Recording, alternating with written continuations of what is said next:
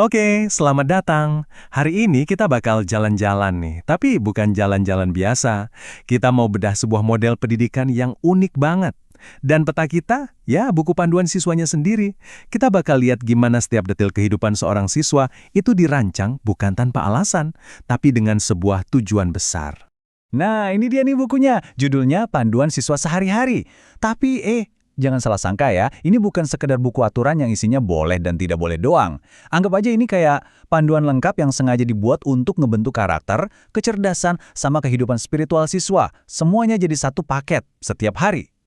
Oke, sebelum kita lanjut lebih dalam, kita samain persepsi dulu deh. Apa sih sebenarnya pesantren itu? Nah, ini tuh sistem sekolah berasrama yang khas Indonesia banget. Unik karena di sini pendidikan agama sama pelajaran modern itu jalan barengan.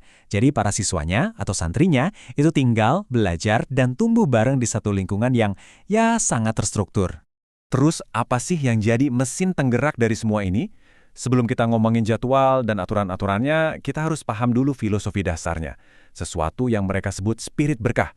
Nah, ini nih alasan dibalik setiap detail yang ada.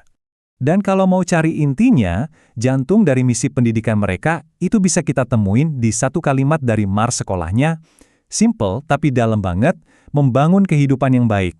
Jadi, tujuannya itu bukan cuma soal nilai di rapor, tapi benar-benar membangun fondasi buat hidup yang lebih bermakna nantinya. Nah, ini yang menarik banget nih kalau kita lihat rincian misinya. Mereka mau menciptakan individu yang pertama Qur'ani, pastinya berpedoman sama Al-Quran. Tapi nggak berhenti di situ. Mereka juga harus cerdas, terampil, punya karakter yang kuat, dan bahkan siap bersaing secara global. Keren kan? Ini perpaduan yang pas banget antara spiritualitas dan hal-hal yang praktis buat dunia nyata. Dan semua poin misi tadi, yang Qur'ani, cerdas, terampil, itu semua diikat jadi satu sama konsep unik yang tadi kita sebut. Spirit berkah. Ini tuh kayak benang merahnya.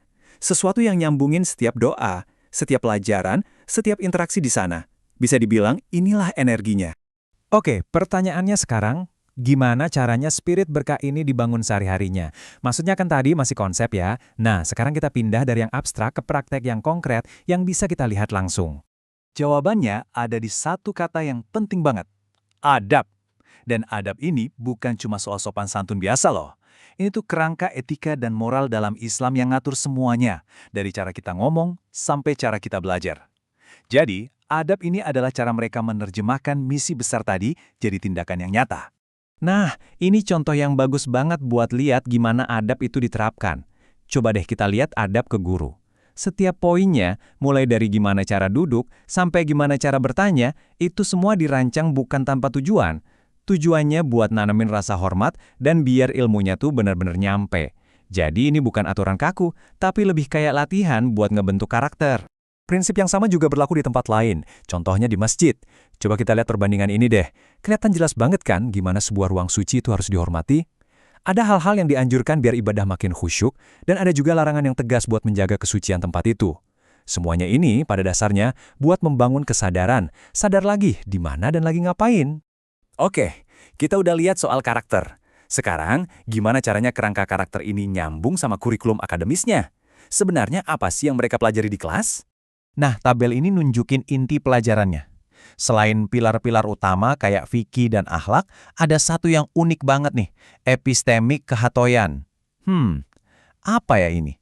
Anggap aja ini semacam mata pelajaran khusus yang tujuannya buat menyuntikkan DNA sekolahnya, visi dan nilai-nilai khasnya, langsung ke cara berpikir setiap siswa. Jadi poin pentingnya tuh ini, pendidikan di sini nggak dipisah-pisah. Belajar fikih itu bukan cuma buat ngejar nilai ujian, tapi benar-benar buat dipraktikkan. Belajar akhlak bukan cuma teori di buku, tapi harus jadi bagian dari diri. Intinya, mereka mau menciptakan pendidikan yang holistik, yang utuh, di mana ilmu dan iman itu satu kesatuan yang nggak bisa dipisahin. Dan semua ini akhirnya membawa kita ke satu pertanyaan yang dalam banget. Kalau setiap jam, setiap interaksi, setiap pelajaran itu sengaja dirancang buat membentuk karakter, kira-kira apa ya dampaknya buat seorang anak pas dia dewasa nanti dan terjun ke dunia luar? Nah, ini pertanyaan yang menarik buat kita pikirin bareng-bareng.